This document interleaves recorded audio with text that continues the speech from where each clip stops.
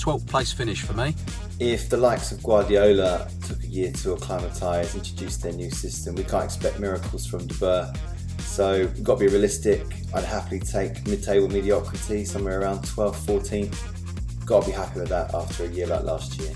Optimistically hoping we can crack the top 10, but I will take comfortably avoiding relegation in De Boer's first season. I'd like us to finish top 10 in an ideal world, but being De Boer's first season, I think it might be a bit of a transition time.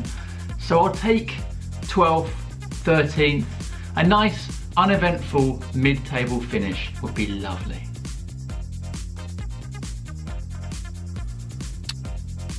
Benteke, just from Wilf. Without the attacking prowess of Fraser Campbell, it's clearly only going to be Benteke. Most headed goals in the Premier League last year. So as long as you get him that service that he needs, don't waste the strength in the air. It's clearly going to be him. But the number 9 shirt is still vacant, so who knows? Top goal scorer going for Christian Benteke as our only fit Premier League striker. However, if he gets injured, I think we'll be relying on the likes of Wilf and set pieces of Luca to get our goals this season. It has to be Benteke, surely. He is our main man for goals. I'd like to see Wilf push him close, and maybe someone like Kabay, or even great to see Punch and scoring more goals from midfield, but our whole system is built around Benteke, so he has to be top scorer, and I hope he'll get more than 17 goals. Wilf, next. Player of the year, I'm going to go for Luka Milivojevic. I think he really started to show what he was capable of towards the end of last year. He's on set pieces now, penalties, free kicks. The one he scored in Hong Kong was great. And a bargain in fantasy football, only 5 million. So you can really see him becoming a cult hero this year. Player of the year, it's hard to look past Wilfried Zaha again. However, if Luka continues his strong form from when he was brought in January, he could be a surprise contender. In a way, I want it to be Wilf again, because that means he'll have had an even better season than last season, which means he'll be absolutely unplayable. It'll be nice to see someone else challenge him for it. Benteke will probably be in and around there. Be great to see someone like Loftus-Cheek or Riedewald really have a great debut season, but I think if he plays to his full potential, it'll be Wilf again.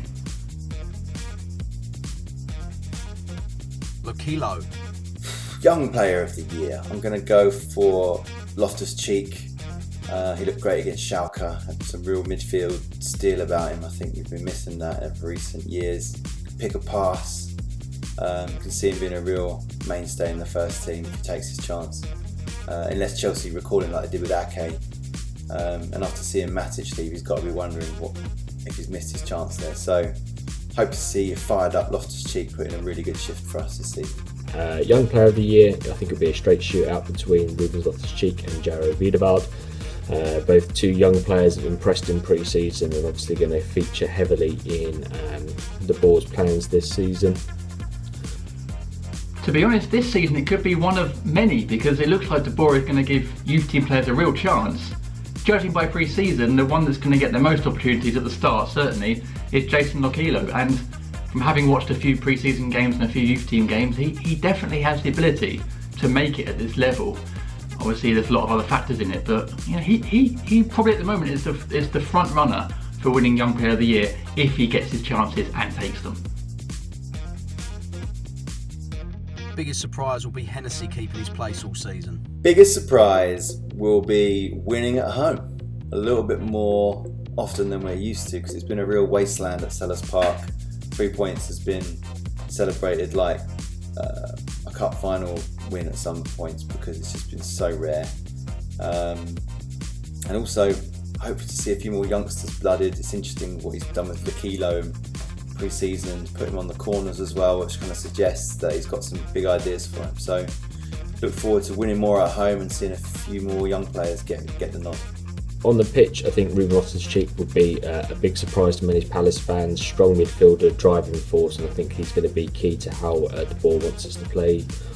Off the field, the biggest surprise would be if we actually sign another goalkeeper. I'm hoping that the biggest surprise will be our home form, and that we finally, 5 years into the top flight stay, actually make Selhurst a fortress and actually start winning some points at home, because it will really relieve pressure on De Boer, on the players, on all of us really. So hopefully, finally, be a bit of a surprise because it hasn't happened for a while, but our home form will actually be good. City will win the title. Who's going to win the league? It's not going to be Arsenal because they've still not got any centre-backs worth talking about. It's not going to be Chelsea or Spurs. They've both weakened their squads, to be honest, and maybe there'll be some late activity, but as we know, you need a good start in the Premier League to do anything. It's going to go to Manchester probably. Most likely City. They've just brought throughout their squad, strengthened it. United's still missing one or two key players, so I'm going to go for City. I think it'll be a shootout between the two Manchester clubs, and the hope is that we get another Aguero moment where Man United think they've won the title only for City to snatch it last minute. I think Chelsea or Man City. Chelsea probably.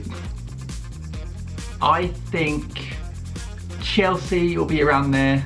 Man City, you have to consider with the money they spent.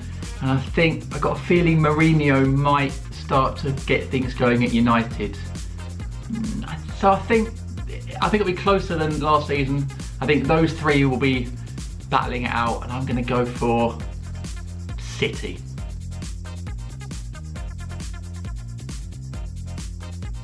Brighton relegated. Huddersfield relegated. Watford relegated. Relegation. Okay, number 1, Brighton. Number 2, Burnley. They've sold Keane. They're going to sell Andre Gray. They've already struggled as it is, so they're going down. Number 3, let's go for West Brom. I think that this could be the year where Pulis's luck runs out. They've had a terrible pre-season. Their fans aren't happy. So yeah, let's go Brighton, West Brom, Burnley. Well, there's always one team that we hope we get relegated this year, Brighton Hove Albion. The other two spots, I can see Huddersfield going down.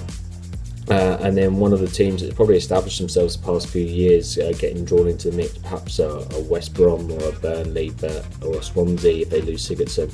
That one's going to be harder to call. To be honest, all I care about is Brighton going down. I don't care about the other positions. I just want Brighton to get relegated. Everyone at the moment is predicting them to go down, which is great, but also terrifying because quite often people are wrong about these kind of things. Hopefully they're going to be so deluded that they just don't realise how difficult the Premier League is. We have to beat them in both games. We just have to. And in an ideal world, they'll have done so terrible that come April, they'll come to Sellers and we'll relegate them.